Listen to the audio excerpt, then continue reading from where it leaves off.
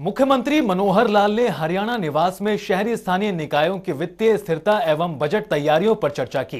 इस दौरान शहरी स्थानीय निकाय मंत्री कमल गुप्ता समेत तमाम अधिकारीगण मौजूद रहे, जिसकी जानकारी उन्होंने पत्रकारों से बात करते हुए दी। वहीं सीएम आवास पर मुख्यमंत्री मनोहर लाल ने प्रदेश भर के उद्योगपतियों से वर्चुअली तरीके से आगामी बजट पर चर्चा की।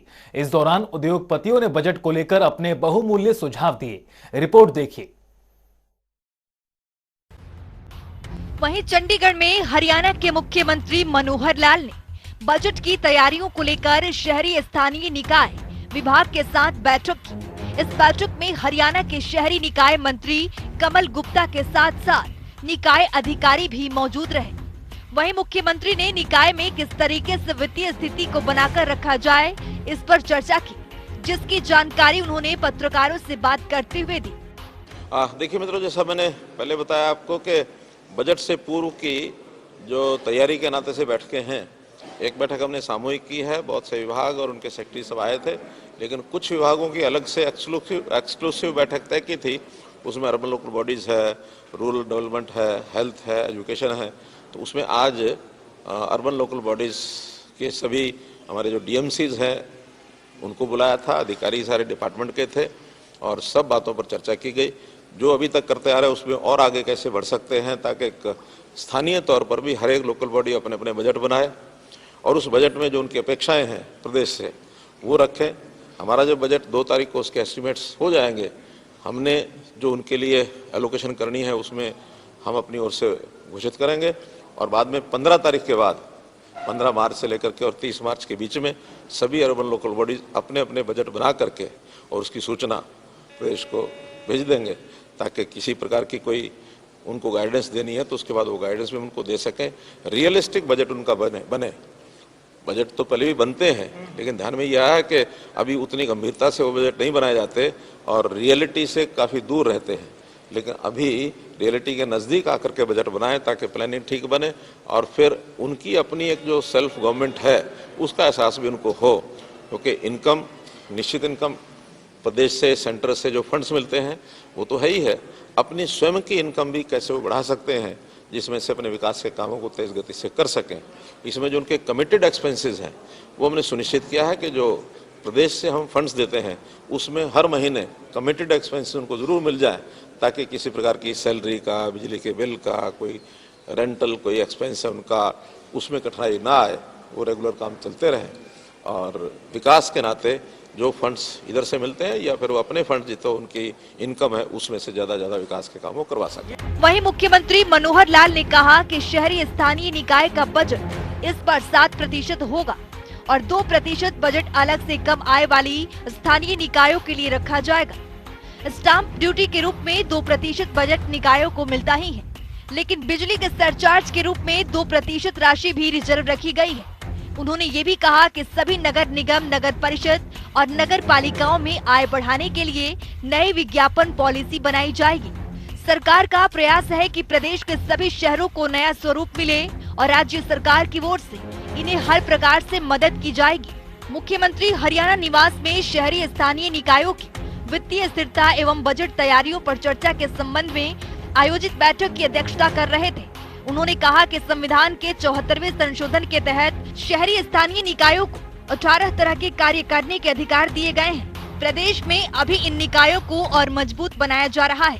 सभी नगर निगम, नगर परिषद व नगर पालिकाएं स्थानीय स्तर पर 15 मार्च से 31 मार्च तक अपना बजट बना लें और इसे मुख्यालय भिजवा दें। बजट प्रस्तावित आय को अंदाजन न बनाकर वास्तविक आय के अनुसार बनाए, अपनी आय बढ़ाने के नए स्रोत तैयार करें। उन्होंने कहा कि जो योजनाएं अधिक सक्रिय नहीं हैं, उन्हें दूसरी योजनाओं के साथ मर्ज किया जाए। उन्होंने विभाग के सभी योजनाओं वाइज प्रगति की समीक्षा की। देखिए, 74वां अमेंडमेंट जो हुआ था संविधान में, उसमें ये कहा गया है कि ये सब स्थानीय जो इकाइयां हैं, चाहे पंचायती राज है, चाहे अर्बन लोकल बॉडीज हैं, वो अपने पैरों पर खड़ी हों और उनमें 18 फंक्शंस बताए गए हैं कि वो 18 फंक्शंस वो अपने आप करें। उसमें फंड्स केंद्र से भी आते हैं, प्रदेश से भी जाते हैं। हमारा जो स्टेट फाइनेंस कमीशन है उसके माध्यम से हर वर्ष कितने फंड्स जाने हैं, जैसे पिछले वर्ष 6% का एक कमिटमेंट था, इस बार 7% का किया है, बल्कि इस बार कमीशन ने रिकमेंड किया कि 2% फंड्स स्टेट गवर्नमेंट अपने हाथ में अलग से वो जो कम आय की जो हमारी म्यूनसिपैलिटीज़ हैं उनको देने के लिए डिस्क्रिशन भी अपने हाथ में रखें। वो मोर और लेस 9% वो हो जाता है। 2% जो रजिस्ट्रेशन का यानी जो मिलता है स्टाम्प ड्यूटी, वो स्टाम्प ड्यूटी भी उनको अलग से दी जाती है। और बिजली के जो बिल होते हैं उसमें भी 2% के जो सरचार्ज है वो म्यूनसिपैलिटीज़ के लिए, म्यूनसिपल में म्यूनसिपैलिटीज़ के लिए, गांव में ग्रामीण क्षेत्र में गांव की पंचायत के लिए वो भी रिजर्व किए गए हैं। इसलिए वहाँ स्थानीय इकाई पर इनकम कैसे ज़्यादा बढ़े इसके लिए प्रदेश भी सहायता करता है। स्थानीय तौर पर कुछ योजनाएं वो बना सकते हैं, लेकिन बहुत बड़ा कोई टैक्सेस का बोझ स्थानीय जनता पर उनके कारण से आएगा ऐसा नहीं है। इसमें गाइडेंस तो स्टेट की ओर से उनको दी जाती है। अभी नई एडवर्टाइजमेंट पॉलिसी हम लेकर के आ रहे हैं, उसमें भी म्यूनसिपैलिटीज़ की इनकम का काफ़ी बड़ा साधन बनेगा। वहीं मुख्यमंत्री ने कहा कि प्रदेश में स्थिति 1200 अवैध कॉलोनियों को भी नियमित किया जाएगा। इसके लिए विकास चार्ज लिया जाएगा। पहले की नियमित करने की शर्तों को अब खत्म कर दिया गया। हालांकि अब कम विकसित कॉलोनियों को भी नियमित करवाया जा सकता है। इसके साथ ही उन्होंने ये भी बताया कि विधानसभा में बजट प्रस्तुत करने से पहले कुछ बड़े विभागों से बजट पूर्व परामर्श किया जा रहा है। शहरी स्थानीय निकाय के बाद स्वास्थ्य विकास एवं पंचायत शिक्षा विभाग से भी परामर्श किया जाएगा ताकि जनता के लिए एक बेहतर बजट प्रस्तुत किया जा सके। वहीं मुख्यमंत्री ने कहा कि हमारी सरकार समाधानों की सरकार है। शहरी स्थानीय निकायों में सभी तरह की समस्याओं को दूर किया जा रहा है। सभी अधिकारी मन से कार्य कर रहे हैं और सभी रुकावटों व समस्याओं का हल निकालते हुए इन्हें समाधान की ओर ले जाए। वहीं सीएम ने कहा कि प्रदेश के सभी शहरों में समग्र विकास की ओर ध्यान दिया जाए। पहले अमूत्र 1 योजना में 18 शहर शामिल किए गए थे, लेकिन अब अमूत्र योजना में सभी शहरों को शामिल किया जाएगा। शहरों में भी जो कॉलोनियां और बस्तियां विकास में पीछे रह रही हैं, उनके विकास पर अधिक ध्यान दिया जाएगा। हर शहर को एक नया स्वरूप देने की दिशा में काम हो, इसको लेकर भी चर्चा की जाएगी। मुख्यमंत्री ने कहा कि विकास कार्यों को पारदर्शी व गुणवत्तापूर्ण ढंग से करवाने के लिए इंजीनियरिंग वर्क्स पोर्टल बनाया गया है। सभी निकाय अपनी इंजीनियरिंग विंग को मजबूत बनाएं और विकास कार्यों में गुणवत्ता का पूरा ध्यान रखा जाए। काम होने के बाद उसका पोस्ट ऑडिट अवश्य करवाएं। मुख्यमंत्री ने ये भी कहा कि सरकार ने सभी योजनाओं व सेवाओं का लाभ देने के लिए परिवार पहचान पत्र अनिवार्य किया है। इसलिए नगर निगम की सेवाओं को भी परिवार पहचान पत्र से जोड़ने का काम करें। जो लोग पीपीपी में रजिस्टर्ड हो चुके हैं, उन्हें अनेक योजनाओं का लाभ स्वतः ही मिलना शुरू हो जाएगा।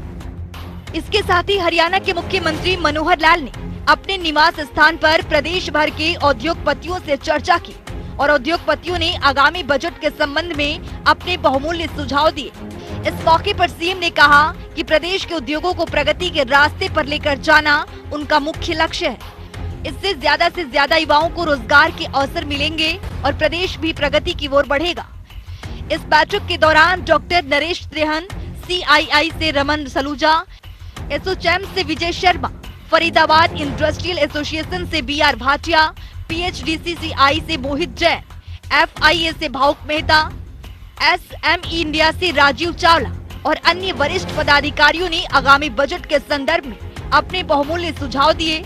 मुख्यमंत्री ने इन्हें ध्यानपूर्वक सुना और उन्हें आश्वासन दिया कि उनके इन विचारों को बजट में शामिल करने की पूरी कोशिश की जाएगी। जनता टीवी के लिए चंडीगढ़ से पवन सिवर की रिपोर्ट। वहीं मुख्यमंत्री मनोहर लाल ने प्रदेश रजिस्ट्री करने के दौरान हुई अनियमितताओं को लेकर कहा कि कुछ लोगों ने मिस हैंडलिंग के जरिए बिना NOC के रजिस्ट्रियां की हैं। उनके खिलाफ विभाग ने कार्रवाई के लिए लिखा है और ये स्वागत योग्य कदम है जो भ्रष्टाचार रोकने के लिए उठाए जा रहे हैं। देखिए, क्योंकि मिस हैंडलिंग तो कुछ लोगों ने की है, खास करके हमने भ्रष्टाचार को रोकने के लिए या जो अनप्लैन्ड डेवलपमेंट चल रही थी उसमें 7A को लगा करके, ताकि जो अनअप्रूव्ड कॉलोनीज जो जगह जगह बनने की जो एक प्रवाह चला हुआ था उसको रोकने के लिए नहीं बनाया था। फिर भी कुछ जगह उसकी अनदेखी करके बिना NOC के और रजिस्ट्रियाँ जो की गई हैं उसमें से डिपार्टमेंट की फाइंडिंग ये है तो उनके खिलाफ एक कार्रवाई करने के लिए लिखा है। तो एक अच्छा स्वागत योग्य स्टेप है कि ये भ्रष्टाचार को रोकने के लिए सारे काम हमको करने हम करेंगे। चंडीगढ़ में सीएम विंडो और ट्विटर हैंडल को लेकर समीक्षा बैठक हुई, जिसकी अध्यक्षता मुख्यमंत्री के प्रधान सचिव एवं सीएम विंडो के प्रभारी प्रशासनिक सचिव वी उमाशंकर ने की। वहीं इस बैठक में जनसाधारण की शिकायतों को लेकर महीने में 3 बार नियमित रूप से समीक्षा करने का फैसला लिया गया है। रिपोर्ट देखिए। सीएम मनोहर लाल का उद्देश्य हुआ साकार। प्रदेशवासियों के लिए सीएम विंडो बनी वरदान। चुटकियों में हो रहा समस्याओं का समाधान।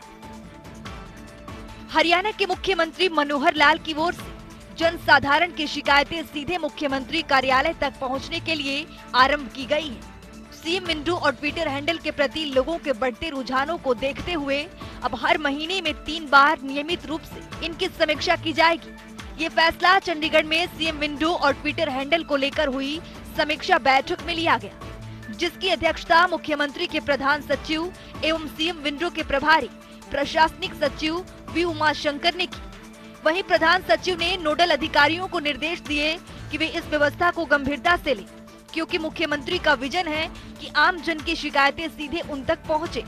उन्होंने कहा कि नोडल अधिकारी इस व्यवस्था को अन्यथा न लें और अपने विभाग से संबंधित विभागों की शिकायतों पर निगरानी रखें और उनका निपटान प्रक्रिया की स्थिति की जानकारी अपलोड करें।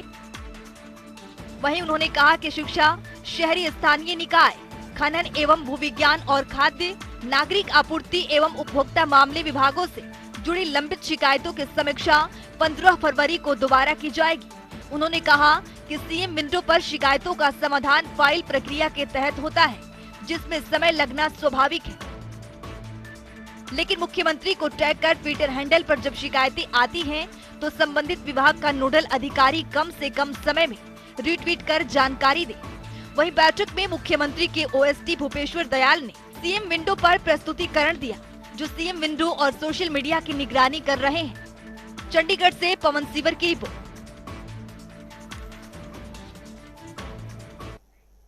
तो वहीं चंडीगढ़ में हरियाणा विधानसभा के स्पीकर ज्ञानचंद गुप्ता ने ई विधानसभा को लेकर 2 दिवसीय कार्यशाला का उद्घाटन किया। इस दौरान डिप्टी स्पीकर रणबीर गंगवा समेत कई विधायक मौजूद रहे। स्पीकर ज्ञानचंद गुप्ता ने प्रेस कॉन्फ्रेंस कर इस कार्यशाला की जानकारी दी। इस दौरान उन्होंने कहा कि नेशनल ई विधान एप्लीकेशन के ट्रेनिंग सेंटर का उद्घाटन किया गया है। इस ट्रेनिंग सेंटर में 2 दिन की कार्यशाला रहेगी और हरियाणा विधानसभा के अधिकारियों को ई विधानसभा को लेकर प्रशिक्षण दिया जाएगा। उन्होंने ये भी कहा कि हमारा लक्ष्य था कि 2022-23 के बजट सत्र तक विधानसभा को पेपरलेस करेंगे, लेकिन कोविड के चलते उसमें देरी हुई। वहीं 30 अप्रैल तक हम इस लक्ष्य को पूरा करेंगे। वहीं जनता टीवी ने उनसे ई विधानसभा समेत कई मुद्दों पर खास बातचीत की। देखिए। हरियाणा की विधानसभा को ई विधानसभा बनाने के लिए यानी पेपरलेस करने के लिए काम शुरू हो चुका है और आज ई विधानसभा को लेकर एक वर्कशॉप का उद्घाटन हुआ है। हरियाणा विधानसभा के अध्यक्ष ज्ञानचंद गुप्ता समेत यहां पर तमाम विधायक मौजूद रहे हैं और आगे किस तरीके से इस पे काम होगा, इस पर बातचीत करने के लिए मेरे साथ हरियाणा विधानसभा के अध्यक्ष ज्ञानचंद गुप्ता मौजूद हैं। स्पीकर साहब, जो आपने जो 1 साल पहले लक्ष्य रखा था उस पर अब आप धीरे धीरे आगे बढ़ रहे हैं और आज एक वर्कशॉप जो 2 दिवसीय उसका उद्घाटन जो है वो किया गया है। किस तरीके से जो है वो ई विधान को लेकर काम कर रहे हैं? देखिए पवन जी, आज नेशनल ई विधान एप्लीकेशंस नेवा सेवा केंद्र का आज हमने उद्घाटन किया है, जिस सेवा केंद्र में हम अपने सभी अधिकारियों को, सभी अपने सम्मानीय विधायकों को, कर्मचारियों को और यहाँ तक कि जो दूसरे डिपार्टमेंट्स के अधिकारी और कर्मचारी हैं उनको भी इस ई विधान एप्लीकेशंस के बारे में ट्रेनिंग देंगे, ताकि जो हम विधानसभा के अंदर पूरी कार्रवाई है उसको डिजिटलाइज वे से, कंप्यूटराइज के तरीके से उसको हम कर सकें। उसके लिए आज मैं समझता हूं कि इस सेवा केंद्र का उद्घाटन हमने किया है और इस बात का मुझे खुशी है कि जो हमने 1 साल पहले लक्ष्य तय किया था, जो एक मन के अंदर स्वप्न संजोया था, उस स्वप्न को पूरा करने की ओर हम अग्रसर हैं। आज जो सेवा केंद्र का उद्घाटन है उसी कड़ी का एक अंग है। आज मैं ये भी कह सकता हूं कि जो लगभग 18 प्रदेश ऐसे हैं जिन्होंने MOU साइन किए हैं केंद्र के साथ, मिनिस्ट्री ऑफ पार्लियामेंट्री अफेयर्स के साथ, और उन 18 में से 10 राज्य ऐसे हैं जिनके पास पहली किस्त जो है केंद्र की तरफ से फाइनेंस की आ चुकी है, और मुझे इस बात की खुशी है कि उन 10 राज्यों में हम सबसे आगे हैं, जहां पर आज हमने जो अपना ट्रेनिंग सेंटर का उद्घाटन किया है। तो उस दृष्टि से जो हमारा लक्ष्य है, हालांकि इस कोरोना की वजह से जो सप्लाई चेन डिस्टर्ब हुई उसके कारण हमारा जो लक्ष्य था वो थोड़ा लेट हुआ है, लेकिन फिर भी हमने ये तय किया है कि 30 अप्रैल तक हम हर हालत में, चाहे वो विधानसभा भवन के अंदर कुछ चेंजेस करनी है इस ई विधानसभा की तरफ से करने की वजह से, या कुछ और जो फॉर्मेलिटीज़ है वो पूरी करके 30 अप्रैल तक इसको पूरा करेंगे। सर, ये जो ई विधान एप्लीकेशन ट्रेनिंग सेंटर का जो आज उद्घाटन हुआ है, जिसमें 2 दिन की फिलहाल ये वर्कशॉप है, इसमें आगे लगातार इसी तरीके से रूटीन में जारी रहेगा? हाँ, ये जो कार्यक्रम आज शुरू हुआ है ये केवल जो हमारे 2 दिन जो हमारे विधानसभा के आईटी के हमारे जो अधिकारी हैं इन लोगों को वो ट्रेन देंगे, फिर ये आगे जो बाकी के जो हमारे कर्मचारी अधिकारी हैं, हमारे विधायक हैं, उनको फिर ये लोग उसकी ट्रेनिंग देंगे, और ये ट्रेनिंग प्रोसेस है ये कंटिन्यू रहेगा। ये 2 दिन की ट्रेनिंग तो सिर्फ हमारे जो अधिकारी हैं उनकी है, और उसके पश्चात चाहे वो हमारे सम्मानीय विधायक हैं या हमारे कर्मचारी अधिकारी हैं, उन सब का ट्रेनिंग का प्रोसेस ये आज शुरू हो गया है और ये लगातार जारी रहेगा। सर, आपने बताया कि 30 अप्रैल एक तरह से आपका लक्ष्य है और उसको लेकर आप जो है वो आगे बढ़ रहे हैं, लेकिन ये जो आपने आज जो ट्रेनिंग के लिए जो एक उद्घाटन जो आपने किया है, इसके बाद आगे जो इससे जुड़े हुए, चाहे वो इलेक्ट्रॉनिक उपकरण है या फिर डेस्क को ऊपर उठाने, हाइड्रोलिक डेस्क बनाने की बात है, या जो भी एक टेक्निकली जो काम होना है, वो आपके मुताबिक 30 अप्रैल तक आप पूरा करने का प्रयास करेंगे? बिल्कुल बिल्कुल, उसके लिए लगभग सारी जो फॉर्मेलिटीज़ हैं, चाहे वो बड़ी बड़ी जो कंपनियां हैं, चाहे वो एप्पल है, माइक्रोसॉफ्ट है या दूसरी कंपनियां जिनका हम यहाँ पर लैपटॉप या टैबलेट यूज़ करने वाले हैं या जो उनका सामान यूज़ करने वाले हैं, उनसे सब मीटिंग हो चुकी है, लगभग ऑर्डर फाइनल हो चुका है, और 30 अप्रैल मैंने कहा कि उस समय तक ये सारा काम हम पूरा कर लेंगे। और जो हमने ट्रेनिंग सेंटर का भी उद्घाटन किया है, ये भी मैं समझता हूँ इसके लिए भी हमने लगभग 20 लाख रुपए की बचत की है। जो पहले हमारा कार्यक्रम था कि हम जो हरियाणा विधानसभा का फ्लैट्स है, एमएलए फ्लैट्स, वहाँ उसका खोलने का था, लेकिन उसके पश्चात यहाँ एक स्थान देख करके एक अच्छा ट्रेनिंग सेंटर जो है आज हमने शुरू किया। जी सर, ये जो है वो कितना फायदा होगा ई विधानसभा बनने के बाद, कितनी इसके ऊपर जो है वो राशि अनुमानित है खर्च होना, और साथ ही कितना पेपरलेस होने का कितना फायदा होगा, पेपर पर कितना खर्चा हो जाता है एक 5 साल की एक कार्यकाल में सरकार के? देखिए, एक अनुमान के मुताबिक जो हमारा इसके ऊपर टोटल खर्च होने वाला है वो 8.5 करोड़ रुपया है। 8.5 करोड़ रुपये में से 60% जो है वो मिनिस्ट्री ऑफ पार्लियामेंट्री अफेयर्स ने हमें दिया है और 40% हरियाणा गवर्नमेंट ने दिया है। तो उस दृष्टि से ये पूरे का पूरा पैसा हमें केंद्र की तरफ से और प्रदेश सरकार की ओर से हमें मिला है। इसके अलावा जो आप बचत की बात कर रहे हैं, 5 साल के अंदर जो एक टर्म है उसके अंदर जो जानकारी मिली है, लगभग 12 करोड़ रुपया जो पेपर हम यूज़ करते थे, एक एक पेपर की 5-5 हज़ार कापियाँ, जितनी रिपोर्ट्स छपती थी उनका पेपर का खर्चा, प्रिंटिंग का खर्चा, और ये सारा लगभग 12 करोड़ रुपए का खर्चा 5 साल के अंदर पड़ता था। और इसका जो है वो सेविंग होगी, और उससे मैं कहूँगा कि जो हम पर्यावरण की बात करते हैं, पर्यावरण को बचाने की बात करते हैं, वृक्षों को बचाने की बात करते हैं, अब जब हम पेपर का यूज़ बहुत कम करेंगे या पेपर का यूज़ नहीं करेंगे तो निश्चित तौर पर जो पेड़ कम कटेंगे, और पेड़ कम कटेंगे तो पर्यावरण सुरक्षित रहेगा। जी सर, इसके अलावा बजट सत्र की तारीख जो है वो कैबिनेट ने तय कर दी है। 2 मार्च से हरियाणा सरकार ने बजट सत्र बुलाने के लिए प्रस्ताव जो है वो राज्यपाल को और आपको भेजा है। क्या तैयारी है सर विधानसभा की? इस बार विधानसभा सचिवालय ने क्या इंतजाम किए हैं? देखिए, हम बजट सत्र के लिए पूरी तरह से तैयार हैं। सरकार की तरफ से जो प्रपोजल आई है कि 2 मार्च से ये बजट सत्र जो है वो शुरू किया जाए, उसके लिए हम पूरी तरह से तैयार हैं।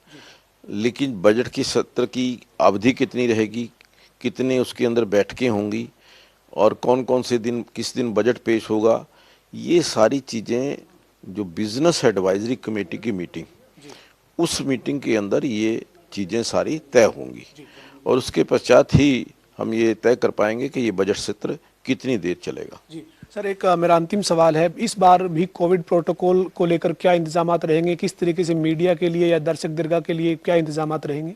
अब की बार देखिए, अगर भगवान ने चाहा, क्योंकि कोविड का प्रकोप धीरे धीरे कम हो रहा है और मुझे पूरी आशा है कि 2 मार्च तक ये कोविड पूरी तरह से ख़त्म हो जाएगा। लेकिन कोविड की प्रोटोकॉल्स का ध्यान में रखते हुए अब की बार हमने जो सिटिंग है उसके अंदर जो पहले 2 बैठते थे उसके अंदर एक शील्ड का प्रोविज़न किया है ताकि एक दूसरे से टच ना हो सके, एक दूसरे का जो श्वास है एक दूसरे के वो ना जा ना सके।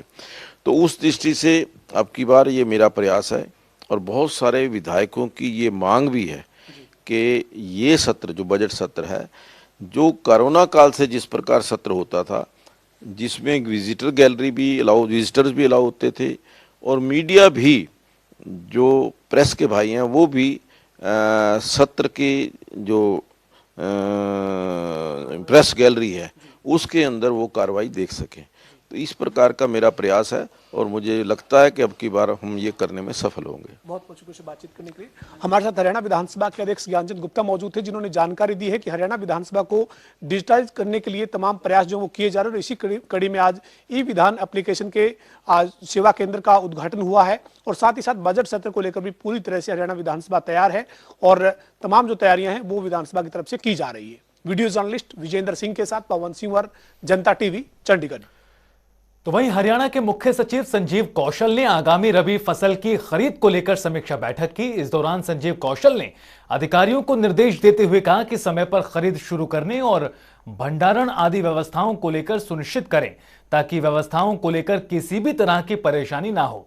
वहीं ये निर्देश उन्होंने मूल्य समर्थन योजना के अंतर्गत आगामी रबी खरीद सीजन 2022-23 में चना, सरसों और सूरजमुखी की फसलों की खरीद को लेकर किए जा रहे प्रबंधों की समीक्षा बैठक के दौरान दिए।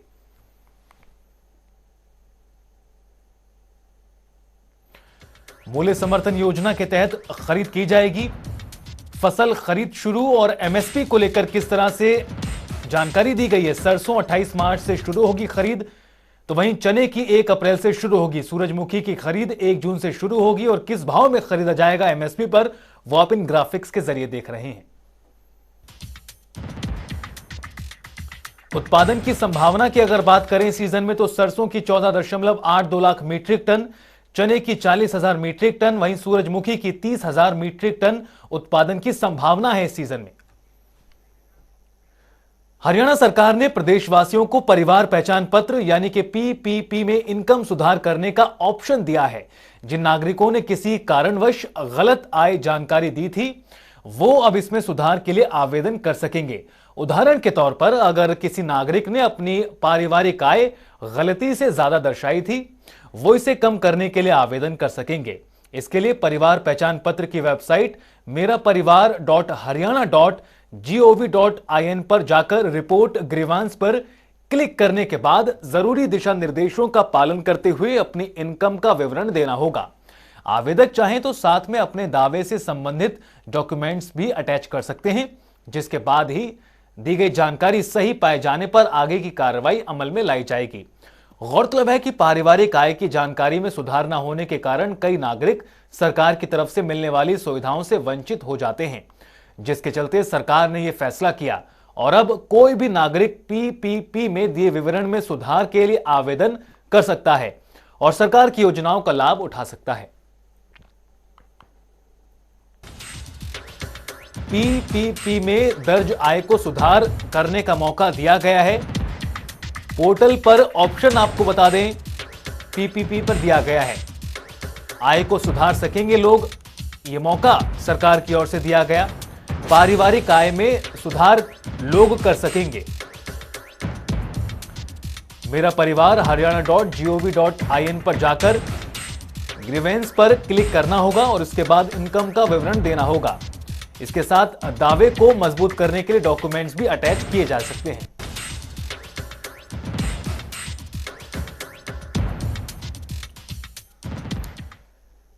तो वहीं हरियाणा के कृषि एवं किसान कल्याण मंत्री जेपी दलाल ने चंडीगढ़ में पशुपालन विभाग के अधिकारियों के साथ बैठक की। इस दौरान कृषि मंत्री ने कहा कि राज्य स्तरीय पशु मेला जिला भिवानी में 25 से 27 फरवरी तक आयोजित किया जाएगा। यह पशु मेला पहले हुए सभी मेलों से बेहतर होगा। वहीं कृषि मंत्री ने अधिकारियों को निर्देश देते हुए कहा कि पशु मेले में आने वाले किसानों के लिए मनोरंजन, खान पान और हर रोज पशु मेले में 5000 किसानों के आने जाने की व्यवस्था भी की जाए। कृषि मंत्री ने यह भी कहा कि राज्य स्तरीय पशु मेले के प्रचार के लिए होर्डिंग, रेडियो, मोबाइल SMS के माध्यम से लोगों को बताया जाए ताकि ज्यादा से ज्यादा लोग पशु मेले में पहुंच सकें। उन्होंने ये भी कहा कि मेले में गौशालाओं में अपनाई जा रही जैविक खाद की नई तकनीक को भी प्रदर्शित किया जाए। और कृषि मंत्री ने अधिकारियों को निर्देश देते हुए ये भी कहा कि पशु मेले में पहुंचने वाले किसानों को कृषि विभाग, बागवानी, मत्स्य विभाग की प्रदर्शनी लगाकर इन क्षेत्रों में अपनाई जा रही नई तकनीकों के बारे में भी जागरूक किया जाए। इस दौरान प्रगतिशील किसान भी जागरूक करने का काम करें ताकि वहां पर आने वाले किसान प्रगतिशील किसानों से प्रेरित होकर आगे बढ़े। तो इसी के साथ हमारे खास कार्यक्रम जनता सरकार में अभी के लिए इतना ही। रुकेंगे यहां पर एक छोटे से ब्रेक के लिए।